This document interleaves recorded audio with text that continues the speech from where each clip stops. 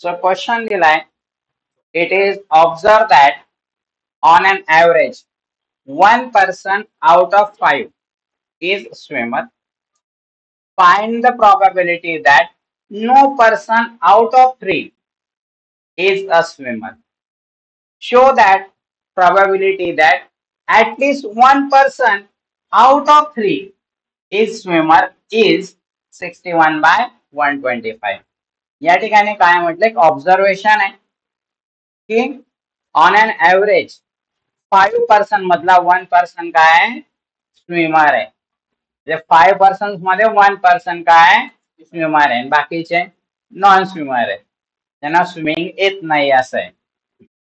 आता म्हटलंय की आउट ऑफ 3% जर असतील, आउट ऑफ 3, तर त्याच्यातला एक सुद्धा व्यक्ती स्विमर नाही याची प्रॉबॅबिलिटी, एक सुद्धा व्यक्ती स्विमर नाहीये त्याची प्रॉबॅबिलिटी विचारली. सिमिलरली दुसरा क्वेश्चन विचारलाय की 3% मध्ये कमीत कमी ऍटलिस्ट 1% हा स्विमर आहे याची प्रॉबॅबिलिटी काय दिली आहे, 61/125. म्हणजे आपल्याला ते शो दॅट करायचं आन्सर. असे 2 क्वेश्चन्स आहेत. तर फर्स्ट ऑफ ऑल हा क्वेश्चन कोणाशी रिलेटेड आहे, स्विमर. व्यवस्थित सांगा, स्विमर पर्सन. ओके, तो लक्षात घ्या, out of 3 that is a पर्सनशी रिलेटेड क्वेश्चन आहे. मग त्यात 2 टाईपचे पर्सन आहे, ज्यांना स्विमिंग येते आणि ज्यांना स्विमिंग येत नाही. तर या ठिकाणी लक्षात घ्या, हा पॉइंट जरा महत्वाचा आहे. गिवन इथं वन, ऍटलिस्ट वन काय, स्विमर पण येऊ शकतो, पर्सन पण येऊ शकतो, बट आउट ऑफ 3%. तर N is equal to total number of persons. सांगा किती पर्सन्स आहेत, 5. ओके, अजून काही वेगळा आन्सर. इथं बऱ्याच जणांच्या माइंड मध्ये 5 आलं, 5 नाही 3 आहे. का, क्वेश्चनची लाईन बघा, ज्यात क्वेश्चन ऍक्च्युअल विचारलाय, find the probability that no person out of 3% मध्ये एक पण पर्सन स्विमर नाही. 3% काउंट करायचे, 5 नाही. इथं पण क्वेश्चन विचारलाय, त्याच्यात ऍटलिस्ट 1% आउट ऑफ 3% आहे, 5 नाही. तर total number of person 3. R म्हणजे काय, टोटल नंबर ऑफ स्विमर्स किंवा पर्सन टू बी स्विमर असं लिहू शकतात.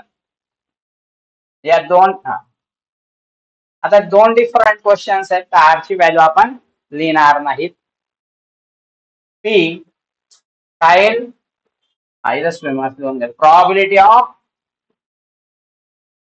Swimmer,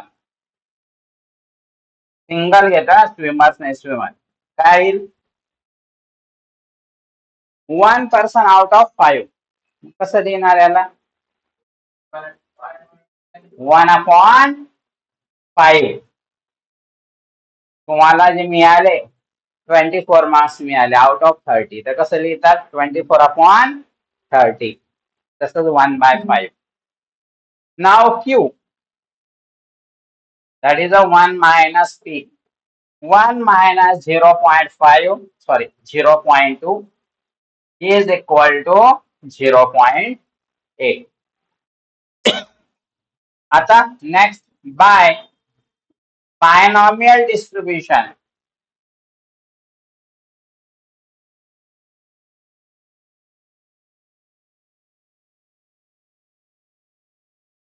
P of r is equal to NCR P raised to R Q raised to n minus r. P of r is equal to n है total 3, CR P है 0.2 raised to R, Q है 0.8 raised to 3 minus r.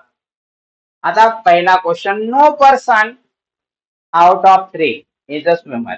एक पण person swimmer नाही, मग किती swimmer आहे, एक पण पर्सन स्विमर नाही, मग किती स्विमर आहे, काय, so that is a 0. मला एक पण मार्क्स मिळाला नाही, आय डोंट हॅव मार्क्स म्हणजे आय हॅव 0 मार्क्स. समजला हा पॉइंट. सपोज एखाद्याने सांगितलं तुमच्या फ्रेंडला नाश्ता, माझ्याकडे पैसेच नाही आहेत, म्हणजे त्याच्याकडे किती पैसे आहेत? 0 पैसे आहेत. हा त्याचा मिनिंग होतो. when no person is swimmer.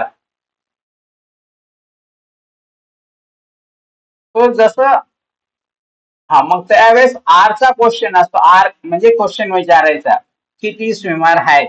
No person. मग त्याच्यावरनं समजतं आर इज इक्वल टू 0. आता इथं आर ची व्हॅल्यू आपण 0 पुट करणार. P of 0 is equal to 3C0 0.2 raised to 0 0.8 3 minus 0 that is the 3 म्हणजे क्यूब आहे. करा कॅल्क्युलेशन आणि आन्सर सॉल्व करा. ऑनलाईन स्टुडंट तुम्हाला कॅल्क्युलेशन करायचंच आहे. 3C0 into 0.2 cap 0 into 0.8 चा क्यूब 0.512 किंवा 64/125. कोणताही आन्सर लिहिला तरी चालेल. 0.512 लिहा. काही जण म्हणतात आम्ही 64/125 लिहिलं तरी पण चालेल, no problem.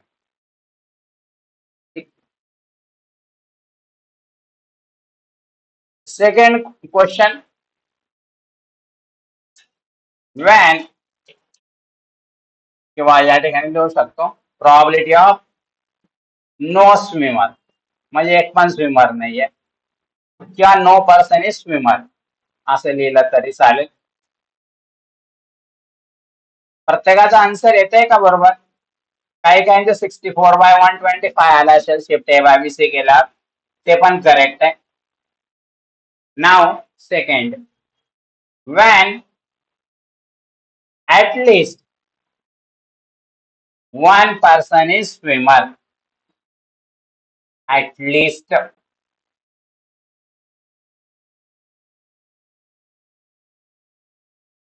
So that is R. At least म्हणजे काय? Greater than or equal to 1. आणि मी नेहमी सांगितलंय आर ची व्हॅल्यू काय असते? 0 to n. मग इथं ऍटलिस्ट 1 म्हटलंय म्हणजे 1, 2 और 3. व्यवस्थित लक्ष द्या. आता एक पॉइंट महत्वाचा आहे. R greater than or equal to 1 पाहिजे ना, म्हणजे out of 3 person 1 person swimmer राहू शकतो, और 3 पर्सन मध्ये 2 स्विमर राहू शकतात, और 3 मध्ये 3 पण स्विमर राहू शकतात. आता व्यवस्थित लक्ष द्या, महत्वाचा पॉइंट आहे. याला मी ना असं पण सॉल्व करू शकतो. 1 minus P of 0. 1 minus P of 0. तेव्हा ना हे आलंच कुठून? एक पॉइंट नोट लक्षात ठेवा. हा कॉन्सेप्ट केव्हा यूज करतात तर लक्षात घ्या. आर ची व्हॅल्यू काय येतं? 0 to 3 पर्यंत. तर लक्षात घ्या आर ची व्हॅल्यू 0 घेतली त्याची प्रॉबॅबिलिटी, आर ची व्हॅल्यू 1 ची प्रॉबॅबिलिटी, 2 ची प्रॉबॅबिलिटी, 3 ची प्रॉबॅबिलिटी. सर्व जेवढ्या पण आर च्या व्हॅल्यू आहेत तेवढ्यांची जर प्रॉबॅबिलिटी घेतली आणि ऍडिशन केली तर ते आन्सर येतं 1. मग मला काय पाहिजे? 1, 2, 3 ची ऍडिशन. मग मी असं तर करू शकतो ना, P of 1 plus P of 2 plus P of 3 is equal to 1 minus P of 0. पण एक गोष्ट लक्षात ठेवायची, जे इथं आहे ना ते इथं येत नाही आणि जे इथं आहे ते तिथं राहत नाही. ओके, रिमेंबर इथं 1, 2, 3 आला तो इथं येणारच नाही. मग आता हा कॉन्सेप्ट केव्हा यूज करायचा तर लक्षात ठेवायचं. नॉर्मली यांची व्हॅल्यू किती आहे? 3 आहे ना. 3 चा हाफ करा 1.5 म्हणजे नियर अबाउट 2. 2 पेक्षा जास्त टाइम कॅल्क्युलेशन करावं लागतं का 2 टाइम्स पेक्षा? जसे 1 टाइम कॅल्क्युलेशन 2, 3 टाइम्स कॅल्क्युलेशन आहे. बेटर काय 1 मायनस उरलेल्या व्हॅल्यू करून टाका कॅल्क्युलेशन बेटर होईल. आय अगेन रिपीट सपोज यांची व्हॅल्यू 12 आहे 12 ला जर 2 ने डिवाइड करा म्हणजे 6 पेक्षा जास्त कॅल्क्युलेशन करावे लागले तर 1 मायनसचा कॉन्सेप्ट यूज करा. जसं आता इथं 3 होती म्हणजे यू मे से 4 टोटल 3 म्हणजे 1.5 म्हणजे 2 कॅल्क्युलेशन पेक्षा जास्त कॅल्क्युलेशन करावं लागलं तर 1 मायनस पी ऑफ 0 करा. काही जण म्हणतील सर आम्हाला तसं नाही करायचं आम्ही 1 2 3 घेऊ घ्या काही प्रॉब्लेम नाही तरी पण आन्सर येईलच पण हमाली करू नका. कारण का हा पॉइंट क्लिअर झाला. हा केव्हा यूज करायचा हा कॉन्सेप्ट 1 मायनस वाला कॉन्सेप्ट याची आपल्याला गरज पडेल. कारण आन्सर अगोदर पण यूज करू शकत होते काय yes no problem. 1 minus R ची व्हॅल्यू 0 तो 3c 0 0.2 रेस टू 0 0.8 चा क्यूब आणि याची व्हॅल्यू आपण ऑलरेडी काढली पी ऑफ 0 ची व्हॅल्यू 0.512 तर परफॉर्म 0.488. आता हे तर प्रूव्ह दॅट होतं प्रूव्ह दॅट मध्ये तर हे आन्सर यायला पाहिजे 0.488. हा shift A by B C करा 61/125 येते. Probability of r greater than or equal to 1. Hence proof.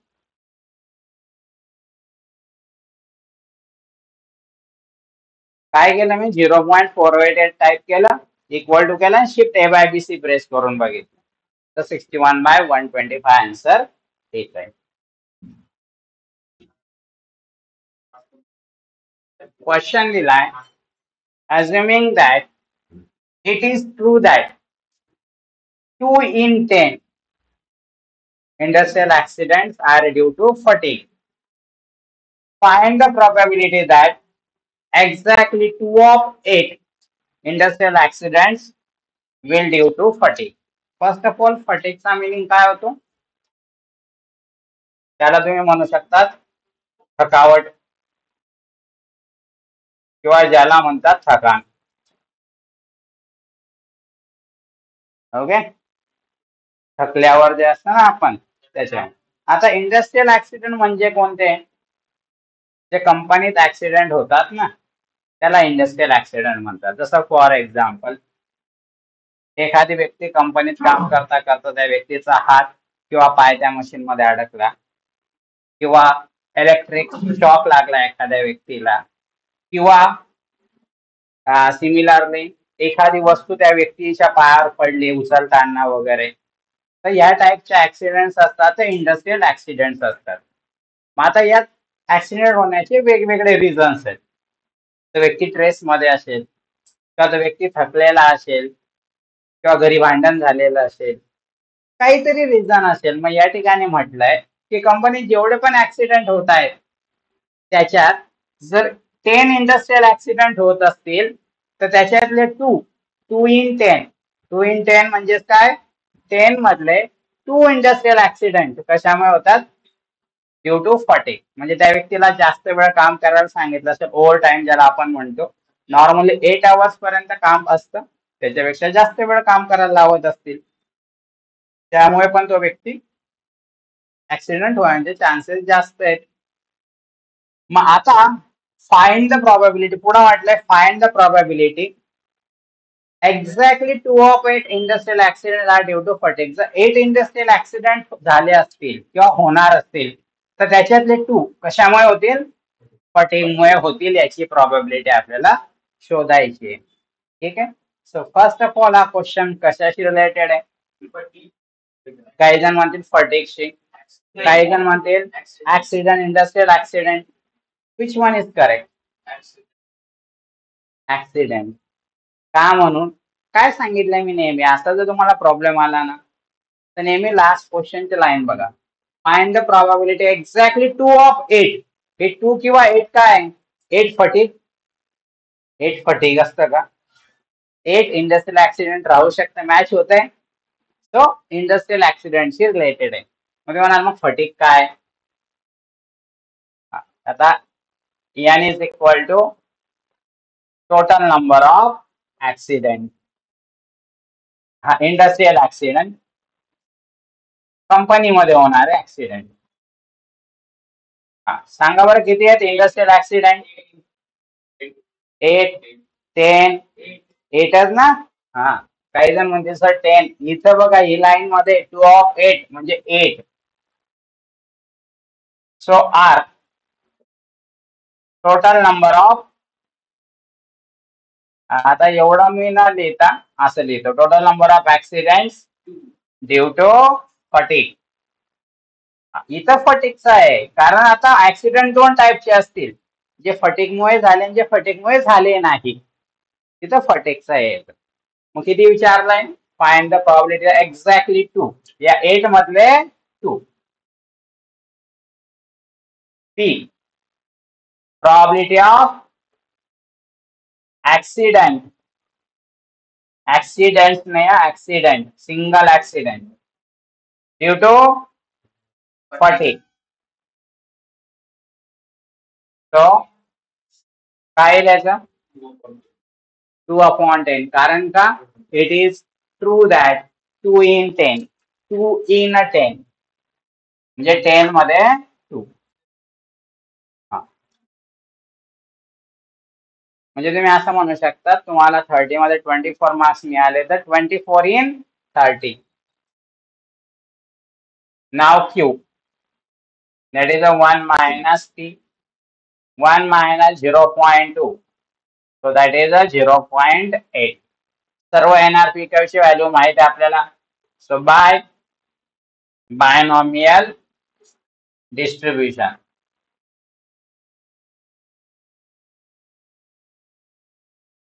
P of R is equal to NCR P raised to R Q raised to N minus R. या ठिकाणी सर्व value माहित पण आहेत, fix पण आहेत. जसं R ची व्हॅल्यू इथं फिक्स आहे. So P of 2 is equal to 8C2 0.2 चा square into 0.8, 8 minus 2 that is a 6. So calculation काय ते आन्सर व्यवस्थित करा. कॅल्क्युलेशन कोणाला असं आहे का कॅल्क्युलेशन येतच नाहीये? 0.966. 1 minute, प्रत्येकाने कॅल्क्युलेशन करा.